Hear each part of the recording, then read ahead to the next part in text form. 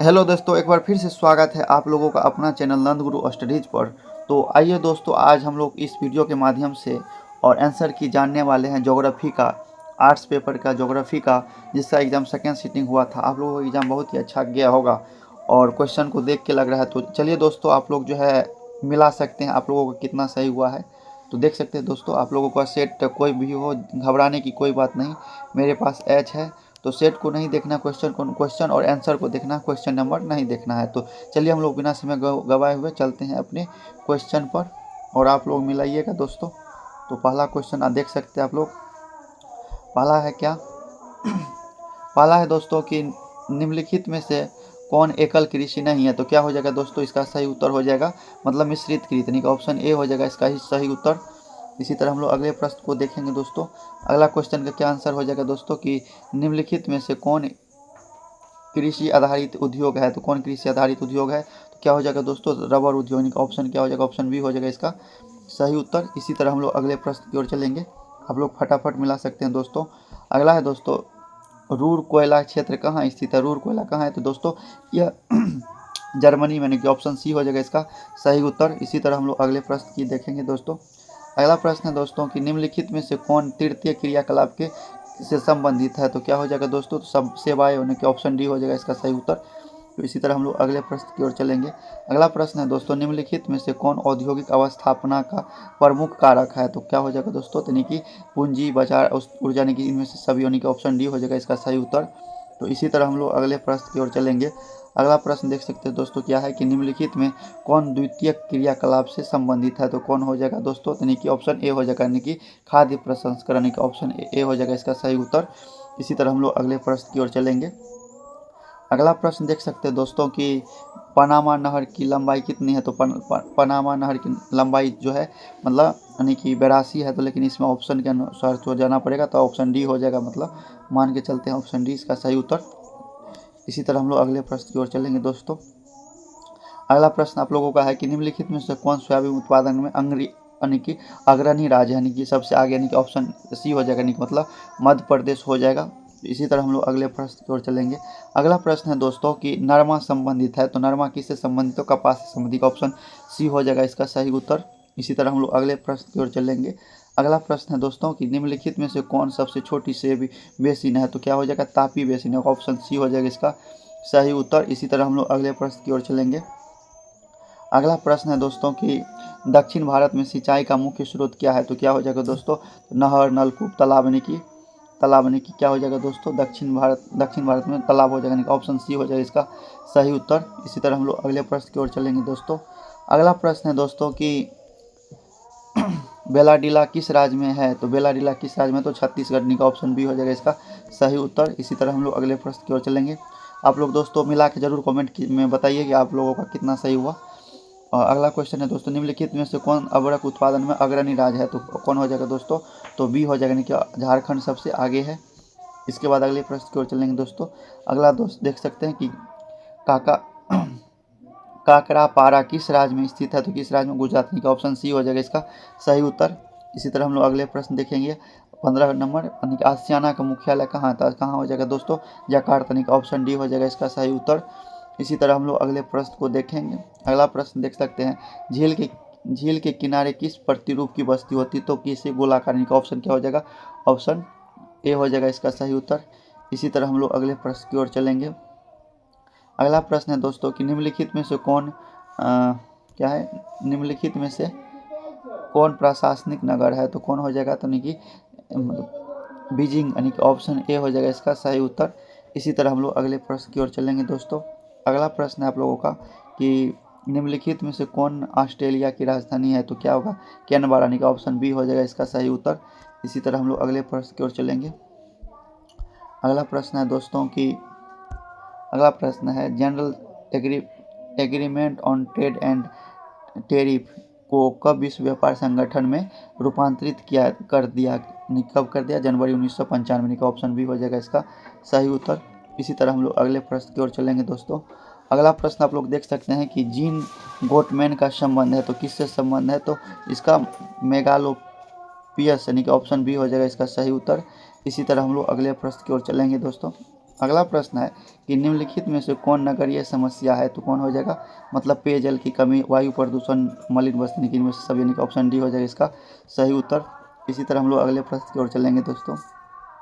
अगला प्रश्न है कि नोआमुरी लो अयस्क क्षेत्र किस राज्य में है, तो यह किस ने, झारखंड का ऑप्शन ए हो जाएगा इसका सही उत्तर। इसी तरह हम लोग अगले प्रश्न की ओर चलेंगे। अगला प्रश्न है दोस्तों कि तारापुर नाभिकीय ऊर्जा केंद्र कहाँ अवस्थित है, यह कहाँ अवस्थित है, महाराष्ट्र, यानी कि ऑप्शन क्या हो जाएगा, ऑप्शन ए हो जाएगा सही उत्तर। इसी तरह हम लोग अगले प्रश्न की ओर चलेंगे दोस्तों। अगला प्रश्न है निम्नलिखित में से कौन रेडियो सक्रिय खनिज है, निम्नलिखित में से कौन जो है निम्नलिखित में से कौन जो है रेडियो सक्रिय, निम्नलिखित में कौन रेडियो सक्रिय खनिज है, तो कौन हो जाएगा दोस्तों, तांबा, अभ्रक, यूरेनियम, का ऑप्शन डी हो जाएगा, यानी कि सभी हो जाएगा इसका सही उत्तर। इसी तरह हम लोग अगले प्रश्न की ओर चलेंगे। अगला प्रश्न है दोस्तों पंचपटमाली खान किस खनिज से संबंधित है, यह बॉक्साइट, का ऑप्शन डी हो जाएगा इसका सही उत्तर। इसी तरह हम लोग अगले प्रश्न की ओर चलेंगे दोस्तों। अगला प्रश्न है राउरकेला इस्पात संयंत्र किस राज्य में अवस्थित है, या किस राज्य में, तो ओडिशा, का ऑप्शन बी हो जाएगा इसका सही उत्तर। इसी तरह हम लोग अगले प्रश्न की ओर चलेंगे। अगला प्रश्न दोस्तों बोकारो इस्पात संयंत्र किस स्थापना किस वर्ष हुई, तो कब हुई, 1964, का ऑप्शन ए हो जाएगा इसका सही उत्तर। इसी तरह हम लोग अगले प्रश्न की ओर चलेंगे दोस्तों। अगला प्रश्न है आप लोगों का कि नीरू मीरू संबंधित है, नीरू मीरू किससे संबंधित है, यह संबंधित है जल प्रबंधन से, का ऑप्शन बी हो जाएगा इसका सही उत्तर। उसके बाद है आप लोगों का क्वेश्चन नंबर 29 में जो है भारत में पहली रेडियो कार्यक्रम कब प्रारंभ हुआ था, तो 1923, यानी का ऑप्शन बी हो जाएगा इसका सही उत्तर। इसी तरह हम लोग अगले प्रश्न की ओर चलेंगे। अगला प्रश्न मुक्त आकाश नीति किस वर्ष लागू किया गया, तो यह 1992, का ऑप्शन बी हो जाएगा इसका सही उत्तर। इसी तरह हम लोग अगले प्रश्न की ओर चलेंगे। अगला प्रश्न है दोस्तों निम्नलिखित में पत्तनों में से कौन भारत के पूर्वी तट पर स्थित है, तो कौन होगा, तूतीकोरिन, यानी का ऑप्शन सी हो जाएगा इसका सही उत्तर। इसी तरह हम लोग अगले प्रश्न की ओर चलेंगे। अगला प्रश्न 32 नंबर है दोस्तों, क्या निम्नलिखित में से कौन जवाहरलाल नेहरू बंदरगाह कहलाता है, तो कौन कहलाता है दोस्तों, नवाब सेवा, के ऑप्शन क्या हो जाएगा, ऑप्शन ए हो जाएगा इसका सही उत्तर। अगला प्रश्न है दोस्तों कि अगला 33 नंबर है कोंकण रेलवे का विस्तार किस राज्य में नहीं है, तो गुजरात में नहीं, का ऑप्शन ए हो जाएगा इसका सही उत्तर। इसी तरह हम लोग अगले प्रश्न की ओर चलेंगे दोस्तों। अगला प्रश्न है कि हुगली औद्योगिक प्रदेश का विस्तार है, तो क्या है, बांसबेरिया के रिसरा तक, मतलब बांसबेरिया से रिसरा तक, इनका ऑप्शन सी हो जाएगा इसका सही उत्तर। इसी तरह हम लोग अगले प्रश्न की ओर चलेंगे। अगला प्रश्न है दोस्तों कि रानीगंज प्रसिद्ध है तो किस कोयले के लिए, इनका ऑप्शन सी हो जाएगा इसका सही उत्तर। इसी तरह हम लोग अगले प्रश्न की ओर चलेंगे। अगला प्रश्न है दोस्तों आप लोगों का जनांकीय संक्रमण सिद्धांत किस अवस्था में घटी हुई जन्म दर एवं घटी हुई मृत्यु दर होती है, तो तृतीय, यानी का ऑप्शन सी हो जाएगा इसका सही उत्तर। इसी तरह हम लोग अगले प्रश्न की ओर चलेंगे। अगला प्रश्न है दोस्तों कौन आयु वर्ग कार्यशील जनसंख्या का प्रतिनिधित्व करता है, तो कौन करता है, तो 15 वर्ष से 59 वर्ष, का ऑप्शन डी हो जाएगा इसका सही उत्तर। इसी तरह हम लोग अगले प्रश्न की ओर चलेंगे। अगला प्रश्न है दोस्तों आप लोगों का 38 नंबर है। 38 नंबर क्या है, निम्नलिखित में से कौन मानव विकास का उपागम है, तो कौन क्या हो जाएगा, मतलब सभी हो जाएगा, यानी कि ऑप्शन डी हो जाएगा इसका सही उत्तर। इसी तरह हम लोग अगले प्रश्न की ओर चलेंगे दोस्तों। अगला प्रश्न है कि मानव विकास सूचकांक में प्रथम स्थान किस देश का है, तो नॉर्वे, यानी कि ऑप्शन डी हो जाएगा इसका सही उत्तर। इसी तरह हम लोग अगले प्रश्न 40 नंबर देखेंगे। अगला प्रश्न है ब्राज़ील के बड़े कॉफ़ी बागान को कहा जाता है, तो क्या कहा जाता है, फेजेड, यानी कि ऑप्शन फेजेंडा, यानी कि ऑप्शन बी हो जाएगा इसका सही उत्तर। इसी तरह हम लोग अगले प्रश्न की ओर चलेंगे। अगला प्रश्न है दोस्तों कि रबर किस प्रकार की कृषि उपज है, तो किस रोपण कृषि, यानी कि ऑप्शन ए हो जाएगा इसका सही उत्तर। अगला प्रश्न हो जाएगा 42 नंबर दोस्तों। आप लोग मिला के जरूर कमेंट करें दोस्तों कितना सही हुआ आप लोगों का। यह यानी कि बेल्डस कहाँ स्थित है या कहाँ स्थित दोस्तों, यह अफ्रीका, यानी कि ऑप्शन सी हो जाएगा इसका सही उत्तर। अगला प्रश्न है दोस्तों 43 नंबर। 43 नंबर में क्या है कि भारत में जनसंख्या की वार्षिक वृद्धि कितना है, तो कितना हो जाएगा 1.64%, यानी कि ऑप्शन सी हो जाएगा इसका सही उत्तर, यानी कि इसका सी, यानी कि सही उत्तर हो जाएगा 1.64%। इसी तरह हम लोग अगला प्रश्न देखेंगे। क्वेश्चन नंबर है 44 देख सकते हैं दोस्तों। 2011 की जनगणना के अनुसार निम्नलिखित में से किसकी जनसंख्या घनत्व सबसे कम है, तो किसकी हो जाएगी दोस्तों, अरुणाचल प्रदेश, ऑप्शन डी हो जाएगा इसका सही उत्तर। इसी तरह हम लोग अगला प्रश्न नंबर है 45, और यह 2011 की जनगणना के अनुसार भारत की जनसंख्या है तो कितना, 121 करोड़, यानी कि ऑप्शन ए हो जाएगा इसका सही उत्तर। इसी तरह हम लोग अगले प्रश्न यानी कि प्रश्न नंबर 46 को देखेंगे। 46 है दोस्तों कि निम्नलिखित में से किस किसका 0 से 6 आयु वर्ग लिंगानुपात निम्नतम है, तो किसका हो जाएगा हरियाणा, यानी कि ऑप्शन ए हो जाएगा इसका सही उत्तर।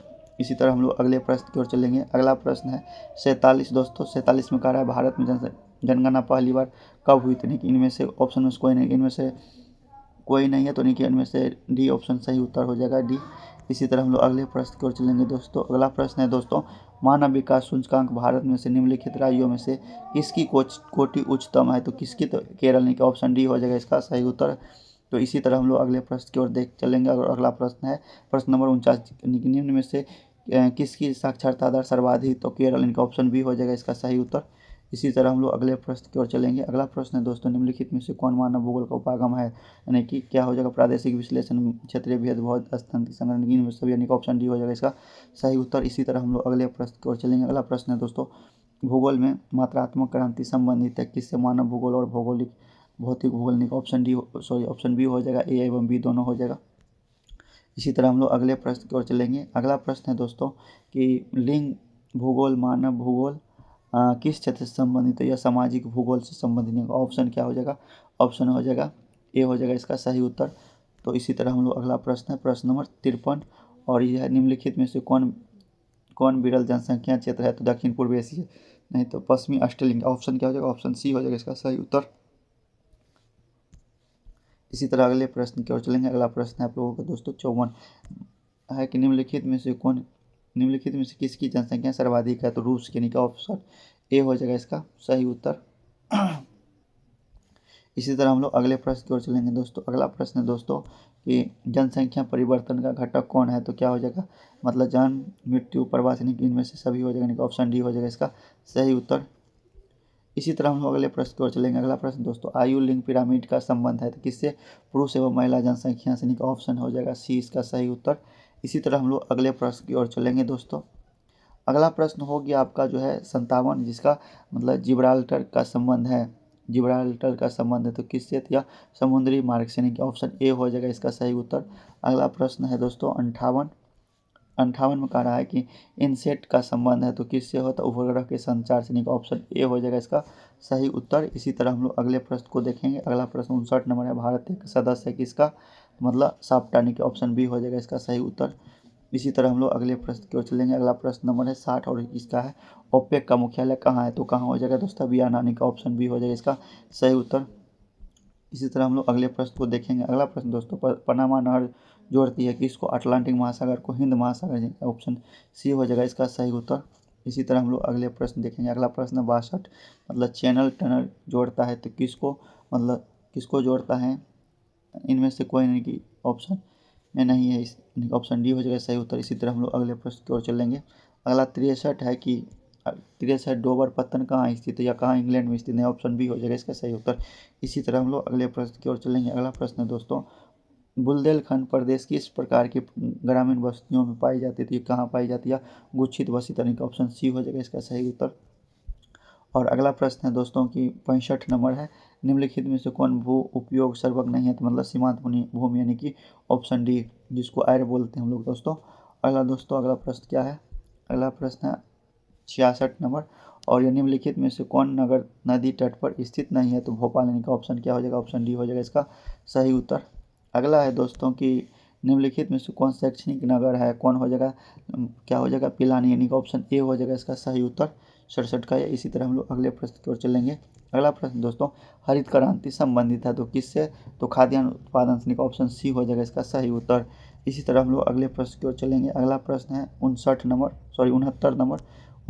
में क्या है, सिंचित क्षेत्र में मृदा निम्नीकरण का मुख्य कारण क्या है, तो मृदा लवणता, यानी कि ऑप्शन सी हो जाएगा इसका सही उत्तर। और दोस्तों अगला एवं अंतिम प्रश्न है 70 नंबर, कि निम्नलिखित में से कौन सर्वाधिक सूखा प्रवण राज्य है, तो क्या हो जाएगा, राजस्थान, के ऑप्शन बी हो जाएगा इसका सही उत्तर। तो दोस्तों अभी हम लोगों ने आप लोगों को आंसर की में जो है मिलाया है, मतलब 70 हो गया। आप लोग ज़रूर कमेंट करके बताएं कि आप लोगों का कितना सही, मतलब सही हुआ है। तो ठीक है दोस्तों।